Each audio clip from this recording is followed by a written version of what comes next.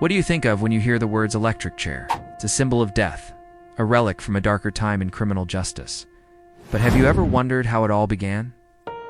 How did humanity decide that electrocution was a humane way to execute someone? Well, grab a seat, because today we're traveling back to a day that changed the history of capital punishment forever. August 6th, 1890. This isn't just a story about a new invention. It's a tale of ambition, corporate rivalry, and a botched execution that shocked the world. It's the story of William Kemmler, the first man to face Old Sparky. This story begins not in a prison, but in the middle of a brutal corporate battle known as the War of Currents. On one side we have Thomas Edison, the celebrity inventor, championing his direct current, or DC. On the other, the brilliant Nikola Tesla and his backer, George Westinghouse. With their alternating current, or AC, Edison insisted DC was safer, while Westinghouse argued AC was more efficient for long-distance transmission. It was a high-stakes fight for control of America's electrical future.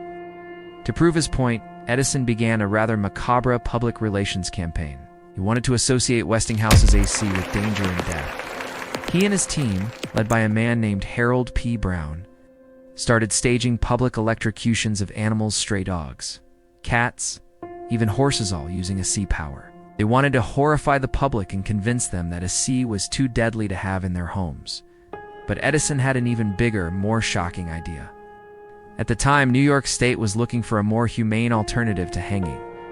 The gallows were notoriously unreliable, often leading to slow, agonizing deaths. A committee was formed, and they were intrigued by this new force: electricity. Edison saw his chance. Secretly advised Harold Brown to promote AC-powered electrocution as the perfect method for a new execution device. His plan was devious. If the state used Westinghouse's AC to kill people, the public would forever associate AC with death.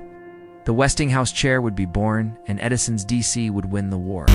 Enter William Kemmler, a vegetable peddler from Buffalo, New York. Kemmler was convicted of murdering his common-law wife, Tilly Ziegler, with a hatchet in a drunken rage. His crime was brutal, and he was sentenced to death. He was destined to become the first person in history to be executed by electrocution. Westinghouse was horrified. He and his lawyers fought desperately to stop the execution, not just for Kemmler's sake, but to save his company's reputation. He funded Kemmler's appeal, arguing that electrocution was a cruel and unusual punishment and therefore unconstitutional.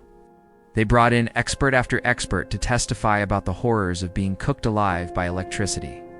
But the courts, swayed by the idea of a modern scientific execution, upheld the sentence. William Kemmler's fate was sealed. And so, we arrive at Auburn Prison on the morning of August 6, 1890. The air was thick with tension. A small group of 17 witnesses, including doctors and reporters, gathered in the execution chamber. In the center of the room stood the chair, a simple wooden armchair, but with leather straps and a tangle of wires connected to a powerful AC generator. Kemmler was brought in. He was surprisingly calm, having said his goodbyes, and even helped the guards shave his head to attach the electrode. His last words were reported to be, "Take it easy and do it properly. I'm in no hurry." The warden gave the signal.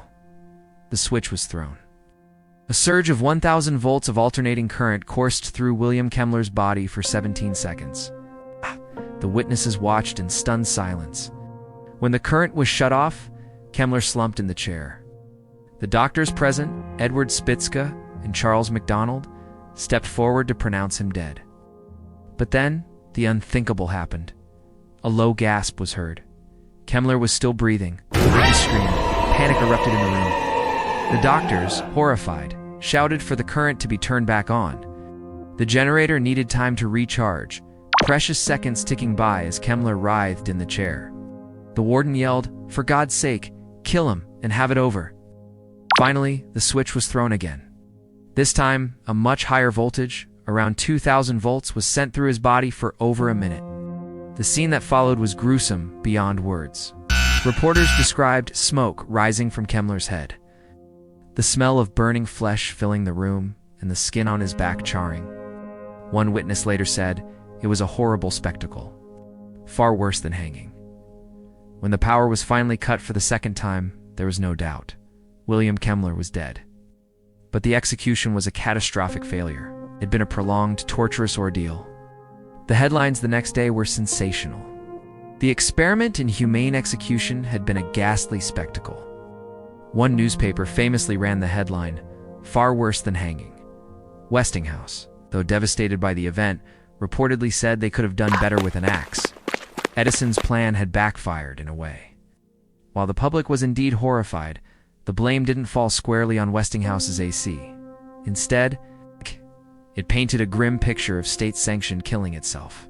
The electric chair was born not in a moment of clean scientific progress, but in a chamber filled with smoke, the smell of burning, and the screams of horrified onlookers. Despite the disastrous debut, the electric chair wasn't abandoned. Officials claimed they had simply used too little voltage the first time. They made adjustments, refined the process, and electrocution became the preferred method of execution in many states for decades to come. Over the 20th century, thousands of people would follow William Kemmler to the chair. Famous criminals like Bruno Hauptmann, the Lindbergh baby kidnapper, and notorious spies Julius and Ethel Rosenberg all met their end this way.